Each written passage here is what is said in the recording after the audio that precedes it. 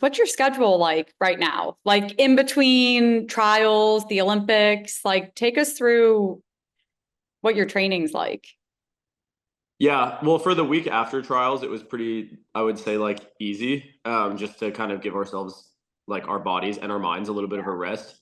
But then we're kind of like ramping back up before we leave for Berlin. So right now, it's basically just like we have practice in the morning, and then it's either like water practice or we have weights in the morning, and then that's like 7 to 9, and then we'll have a break, and then um, afternoon practice 1 to 3, and then that's basically it for the day. I do Pilates after the morning practice on Tuesdays and Thursdays, so still have that in there. But besides that, it's been pretty chill. But we're just kind of trying to get our dives back and kind of feeling ready before we leave for Berlin, because once we're there, we probably won't do our dives maybe in Berlin, or at least do all of them, just because it's kind of like a short camp when we're there. It's only 4 days long, so we'll Yeah. probably just kind of like the goal there is just going to be to get acclimated with the time and stuff, not really like do too much like hard training. I completely understand that. Got to pace yourself, right? But also be ready. Yeah. Well, I don't compete until August 6th, so I'm Yeah. really trying to pace myself. I want to go back to the very beginning. You grew up as a Uh-huh. gymnast. Take us through gymnastics, the transition to diving, and how you found the sport. So when I was younger, I kind of like did all of the normal sports that my dad kind of like pushed me to do. So that was like baseball and football, basketball, and I like was fine. Like I'm like generally I think athletic, so I did all right at them, but I never really enjoyed doing them. So it was kind of a hassle to try to get me to go to practice, and my dad was always the coach, so that was kind of frustrating for him. And then I kind of decided to call it quits after a little bit of just not really liking it, and asked if I could try gymnastics because I had seen that on TV and I just really enjoyed like watching the flips and twists, and I thought that I'd be good at it. We had a trampoline in my backyard and I was kind of like already doing kind of stuff like that. So I started gymnastics when I was 9 and kind of just fell in love with it like right away. I really loved like all the different events and being able to train and learn how to flip and twist, and it just felt very like kind of my style of sport, like very like perfectionist and kind of working on the little details, which I really liked. And I had a really great coach as well that kind of made me fall in love with the sport. And then when I was 10, I went on a field trip with my class, and we went to like a neighborhood pool, and I was just like doing flips off the diving board. I didn't really know that diving was a sport. Like it wasn't super huge in Long Island where I grew up. And so I was doing that. And then the coach that was there asked me if I was a diver. And I said no, but she asked me if I wanted to try it that summer. And so I did.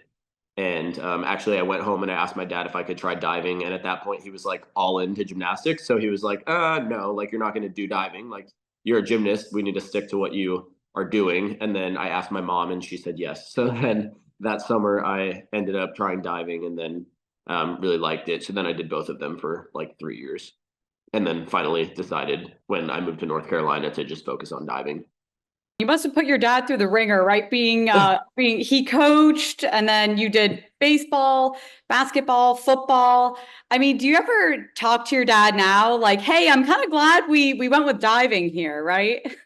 Yeah, for sure. And I also think he's glad that we went with diving. I mean, like he's like the biggest diving fan now and loves to keep up with it, and is like the biggest fan of everyone in the sport, not just me. So I think he is glad. I mean, I think he would have been a fan of any sport that I chose, but I think he really does like diving. And obviously, I'm glad that I'm a diver as well.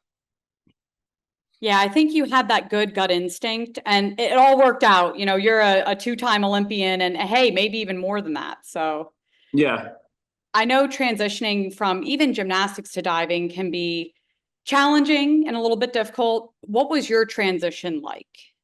I would say they are very similar in a lot of aspects, but like very different in some other ones. So like just like the springboard is so slow, and the like when you're punching off of a floor or a vault, it's not slow. It's very like quick twitch and kind of like punching, like I said. So that was kind of hard to differentiate. But besides that, I mean, I do think that they kind of helped each other. I like learned how to twist in gymnastics, and I think that that's like one of the skills that's my like best one of my best skills in diving. So I'll definitely always be thankful for my gymnastics coach for teaching me how to twist that way. But yeah, so the transition wasn't too hard, but the biggest thing is like that those like small differences with the quick twitch versus like being a little bit slower.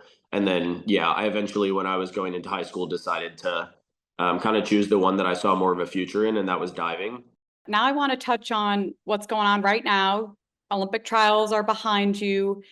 How were trials?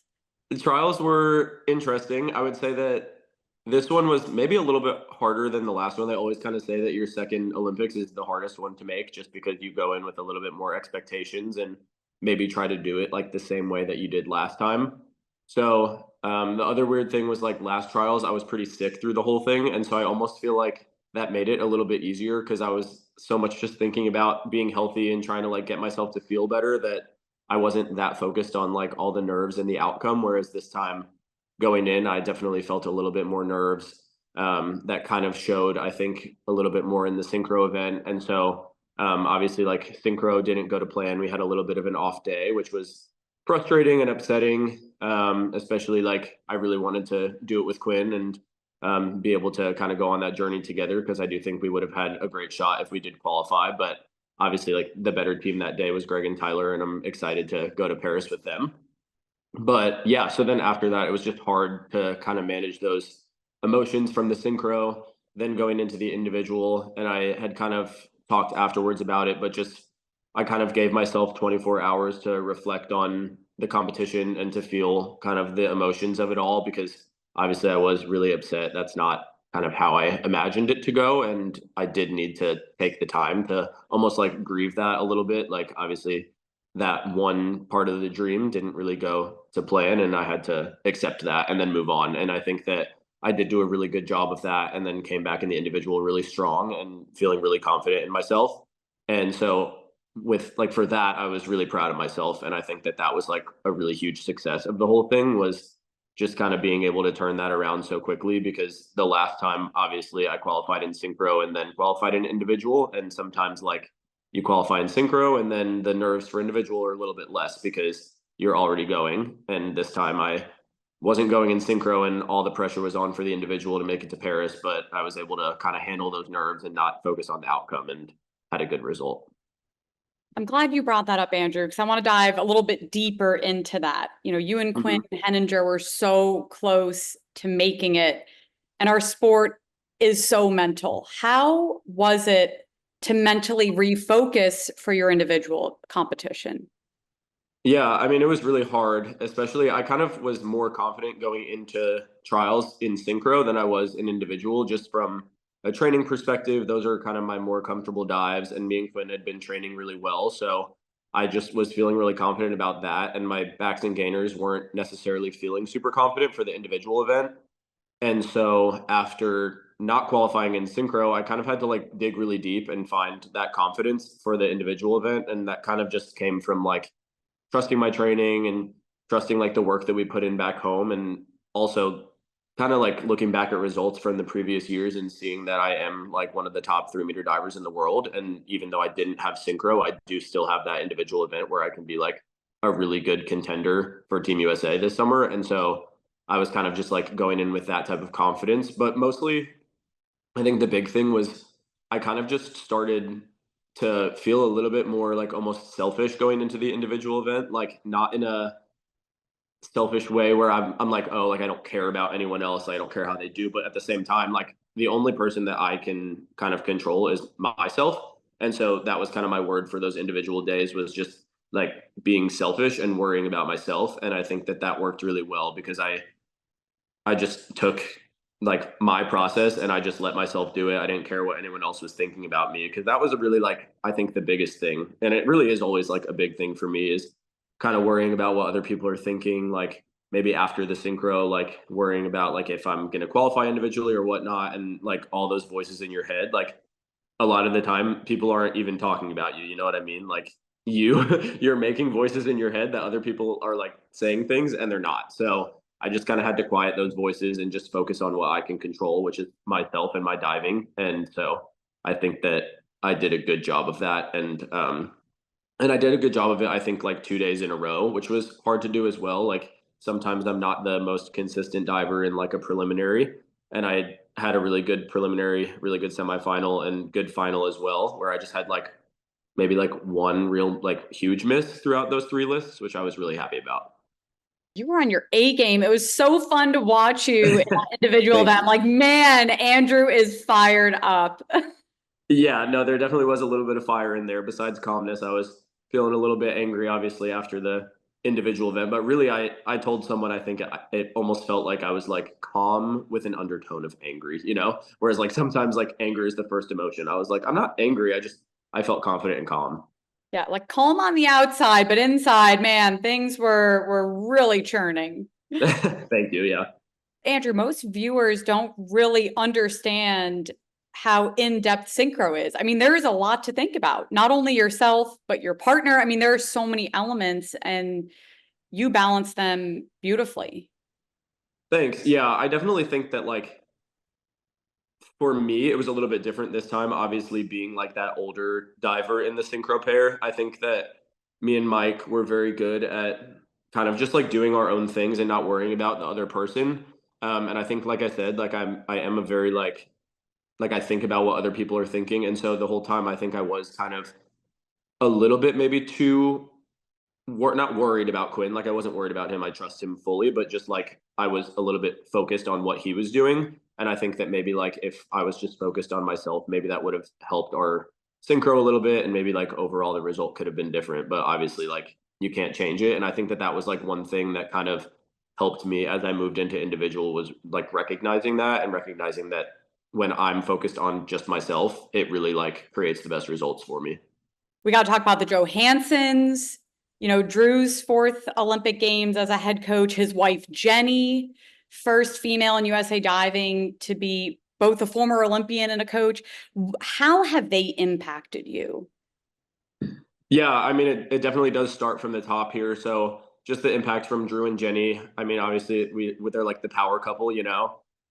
It's really cool to have kind of both of their insights because Drew has been such a dominant coach for so long and just has kind of that aspect of it down. But then Jenny also has the Olympian part of it down, and she was such a great athlete and has so much like knowledge and experience in that way. So I think that they're just like a really great pair to kind of have both of those perspectives. But then obviously like going down from there, like having mentors for me, like Jess and Mike as I was coming up in the ranks. And then I think like for Carson and Quinn and some of our younger ones that are coming up, like having me and Jess there has been really awesome for them. And I like hope to be that role model and hope to help them through this process. And so I think that it's just like kind of a snowball effect, like obviously right from the top, but then we just like find a way to recruit really good athletes and really good people. And then as we like make our way, I guess, like up the chain or up the totem pole, then like the greatness continues down. So it's really amazing to just be a part of that and like to continue that legacy because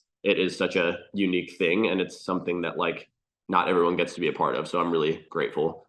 Can you share any specific elements, maybe from Drew and Jenny specifically, that have kind of stuck with you as you're heading into Paris?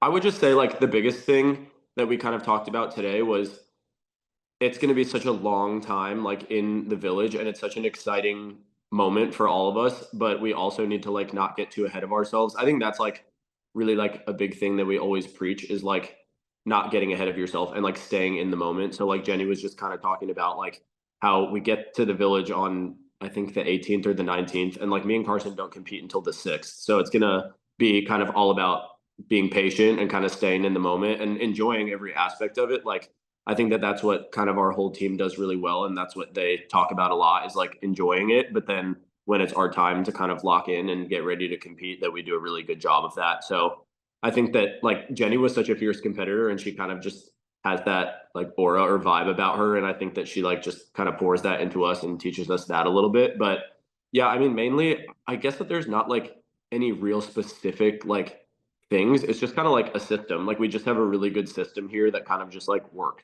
And I think that it's a really like great thing to be a part of.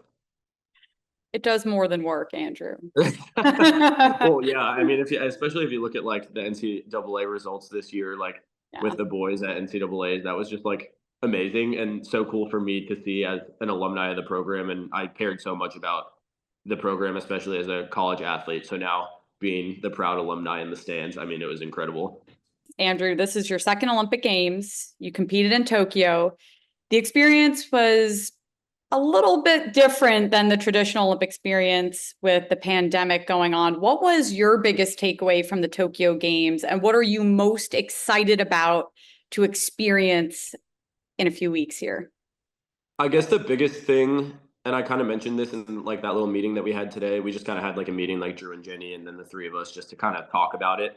Because we do that a lot. We like to talk about like bringing up those emotions to be ready for it when it happens. So I would say the biggest thing that I took away from it the last time was that it's so cool because we do see all of these athletes all the time, like as divers. Like diving is a very small world, and so we see the same athletes at world championships, and we see the same athletes at all the different like international meets, the smaller ones and whatever. But there's just a different vibe about it being a part of Team USA and it being like a whole entire like squad going together. And I think there's so much power in that, like just knowing that Team USA is such a dominant force in all of athletics, like throughout the whole Olympics, it just makes you feel that much more confident, even if you're not necessarily feeling confident at that moment. Like, I don't think that the last time I would have done so well if I didn't have that feeling of like being a part of Team USA and having all of that behind me, because my preparation last time like wasn't what I expected and I wasn't diving the best of my life. But I think just like having that feeling and knowing that like I was representing a whole entire country, and there's just so much hype around it, like it is so cool. But at the same time, I think that I understand going into this one that the last one was obviously a little bit different with no fans and no friends and family there, and this one's going to be a lot more hype and there's going to be a lot more energy around it. So I think I'm going to try to do my best to, like I said before, enjoy it and take in the experience, because obviously the last one was a little bit of not a full Olympic experience. So I'm excited for all that. But like I said, I'm just gonna do my best with a couple days out to start locking in and then really like get ready to compete, because that is why I'm going, is to compete my best and try to bring home a medal again. When I talked to Laura Wilkinson a little bit ago, she mentioned that if she didn't have her broken foot, she wasn't sure she would have won gold. It was all about the training and everything that led up to it that allowed her to actually end up diving so well and winning gold. And I know you have a similar experience with that, with, as you were just mentioning the injury leading up to Tokyo. What did you take away from that, having to balance that and also cope with the injury? Yeah, I think I just took away how much of diving is mental. I think throughout that injury, I obviously was physically in pain and really not able to dive as much as I wanted to. Like I got on the plane doing my dives one time before going to Tokyo, but I think it just showed me how much of diving is mental and how much you can control. I would say like throughout that whole process, I never really like was nervous about it. Like I, for some reason, I had this calmness about the whole thing that I was like, I'm gonna be just fine when I get there. I know these dives like the back of my hand. I've done so many of them. As long as I'm good, like mentally, I'm gonna be good physically. And so I think that's just kind of the same thing like going into this. Like, and maybe why I was able to do what I did at Olympic trials. Like I said, like maybe the preparation up to Olympic trials wasn't even my best, but knowing that mentally I can do it and mentally I can get to a place where I'm pretty much dialed in and not really like, it almost just feels like you can't miss. Like those are the moments that I love and the place that I try to get to when I compete. And so just knowing that as I prepare to go to Paris, the lead up doesn't have to be perfect, and it probably won't be. You know, it's never going to be perfect, and if it is, sometimes that almost creates more pressure. So just knowing that and knowing that every day, like I can just show up and do my best to be in the right mental state, and then when I get there, just having the most confident version of myself show up that day of competition. I think that that's like the biggest thing. You mentioned that muscle memory. I mean, you're training these dives so much. I mean, you could do them in your sleep. It's just all about having that confidence. Yeah, exactly. That's like I was telling some of the campers, we had like a Q&A the other day with our dive camp here, and they were just asking what I think about when I get on the board, and it really is like nothing. Like I just try to think about how it feels and how it like feels to do a good one. And I think that that's how I kind of create my best results, is when I don't think about the little corrections here and there, because at the end of the day, if I don't hit my line in my hurdle, or if I like stomp the board a little bit, I can still do a really good dive as long as I like feel what it's supposed to feel like to do it great. Yeah, one of my coaches throughout my career was like, dive dumb. Just get up Yeah, there, like take a deep breath and just trust in your body. You'll know what to do. yeah, It sounds exactly. it sounds kind of silly, but just keep it Yeah, simple. but it works. Yeah. What were some of the other questions the campers asked you? I'm sure they all want autographs and pictures and everything. Like any other interesting questions they asked you? One girl was like, "What's a hard dive that you've done really well?" So I said my 109 at trials. I was like, "This is the last one that I've done," so that was pretty good. I Like was my asked if I whole had list, any. right? My whole Yeah, list is hard and I do it I well. know, I know. I was like, "Yeah, there's none that are really easy at this point," but we had one that was about like rituals before a competition. This was actually really funny.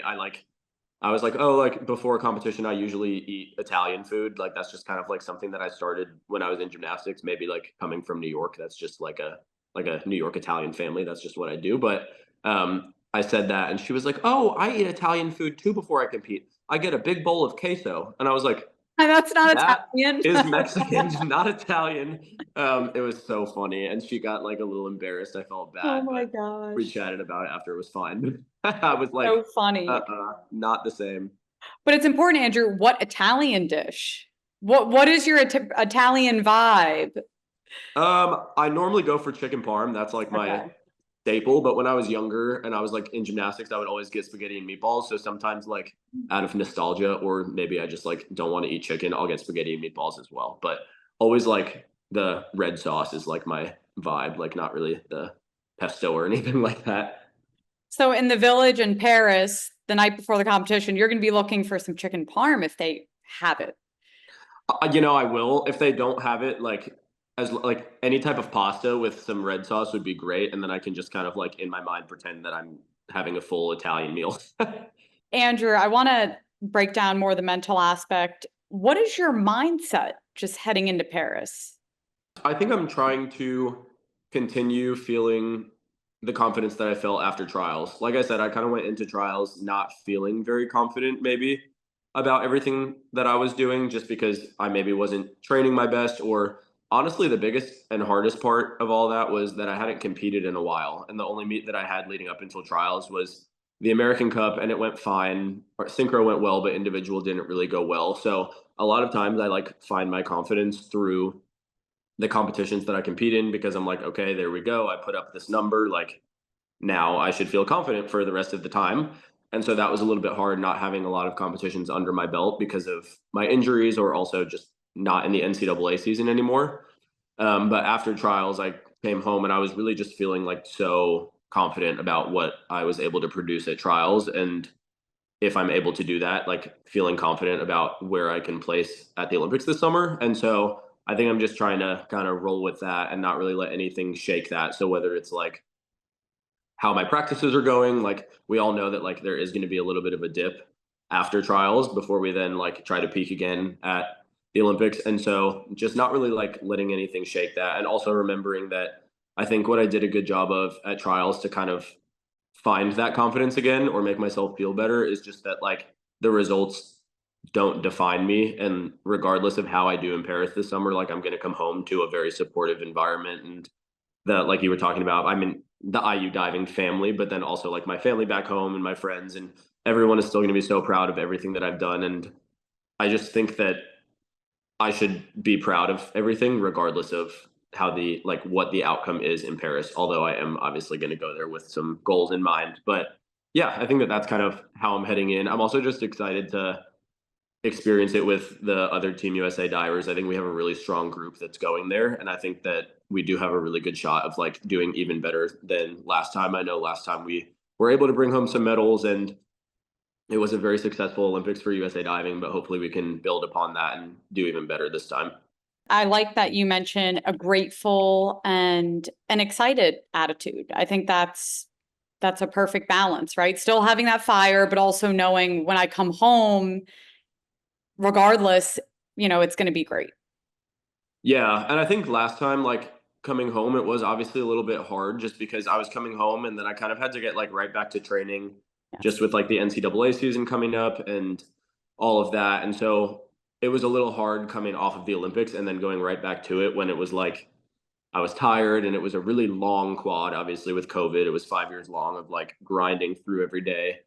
And so I think this time I'm going into it kind of knowing that this is the last final push for me, and then I'll be able to take a pretty sizable break after this and kind of explore some of my other interests and hobbies and be able to coach as well. So I'm excited for obviously this, like the next 6 weeks. I think it's going to be amazing, and I'm excited, but then I'm also excited for what comes next. So I think that kind of also kind of takes a little bit of the pressure off for this summer because I know that there's great things in the future as well. For sure. And Andrew, obviously, you're really focused on your diving heading into Paris. Mm. Anything you want to explore and do maybe in your minute of free time that you'll get? Honestly, I'm so just excited to go and watch the other sports because we weren't really able to do that last time. So I know that, I mean, I'm like a huge like volleyball fan. I love watching volleyball. Obviously, gymnastics is going to be awesome. I really want to go watch track and field if possible. So I think that there are like some sports that I'm definitely hoping to get to if they don't Mhm. have any like conflicts with my events. Obviously, I'm going to focus on my events first and foremost, but I think that that's a aspect of the last games that I kind of missed out on is going and cheering for the other Team USA athletes. So I'm excited for that. And then obviously besides that, just doing a little bit of sightseeing in Paris, I think would be great. My family and friends are staying from the 4th through the 11th. So I'm done on the 8th. And then hopefully after that, we can go and do a little bit of sightseeing while they're still there. So it should be a fun experience. That's awesome. Have to take a little bit of time to enjoy everything, right? As much as you can. Yeah, and especially like when we go to the pre-camp in Berlin as well, I'm sure we'll have some like fun times of exploring there and getting good food. The last time I was in Berlin, the food was really good, so I'm excited for that to go back. Yeah, good food matters. Yeah, And you guys have a great group, Team USA. It's a fun group. You guys have a lot yeah, of fun. You all get together and get along so well off the pool deck too, which I think is really important. yeah. No, I'm excited. We do have a really, really strong group and also just like a really fun group.